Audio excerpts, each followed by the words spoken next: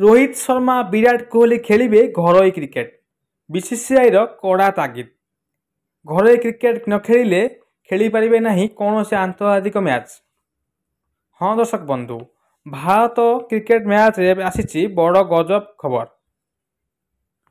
भारत दल को एवं 4टी भाग में विभाग कर नाम दिज्व। भारत ए, भारत बी, भारत सी, भारत डी नाम दे दिलीप ट्रॉफी मैच खेला हब। हाँ दर्शक बंधु, भारत दल खेल प्रथम घरोई दिलीप ट्रॉफी, तापर आंतर्जातिक मैच खेल। यही घरोई ट्रॉफी सेप्टेम्बर 6 रु आरंभ हो। यही मैच आंध्र प्रदेश खेला हेब। गत मासरे खेला भारत श्रीलंका मैच रे श्रीलंका T20 मैच रे हारी बेले दिनिकिया सीरीज रे श्रीलंका जीति नहीं। हेले आसंता मास सेप्टेम्बर 16 तारिख रु आरंभ होगा जाउछि भारत बांग्लादेश मैच। 2टी टेस्ट मैच और 3टी T20 मैच खेल भारत।